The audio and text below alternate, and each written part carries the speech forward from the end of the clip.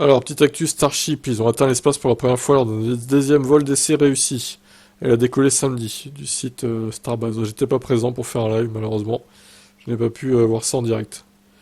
Le point culminant de ce test a été l'utilisation d'une technique rare et risquée appelée hot staging.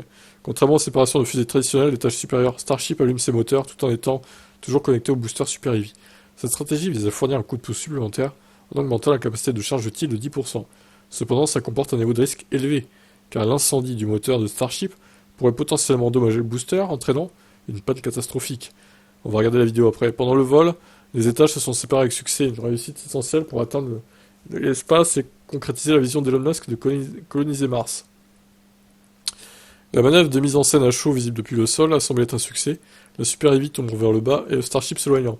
Cependant, le booster a explosé quelques instants plus tard, un défi connu que SpaceX s'efforce de relever pour les futurs lancements utilisables.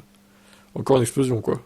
Malgré le revers du booster, Starship a continué son voyage, atteignant une vitesse de 15 000 miles par heure, ce qui équivaut à 24 000 km/h. Malheureusement, SpaceX a perdu la télémétrie de la fusée juste avant l'arrêt prévu des 6 moteurs du Starship, mais pas avant qu'elle ait atteint l'espace pour la première fois, grimpant jusqu'à 148 km au-dessus de la surface de la Terre.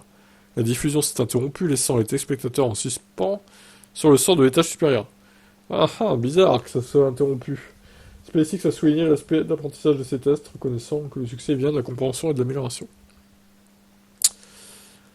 Cette deuxième tentative s'appuie sur le leçon tir du test d'avril, au cours duquel la fusée a été confrontée à plusieurs défis, notamment des fuites de carburant et des pannes de moteur.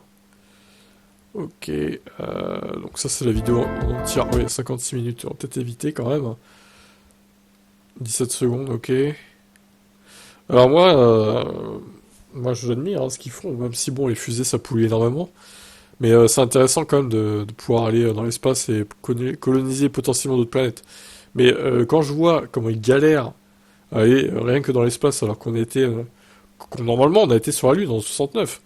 Donc pourquoi, comme ça se fait qu'ils galèrent autant en fait SpaceX à aller dans l'espace? Normalement ça devrait être une technologie qu'on maîtrise.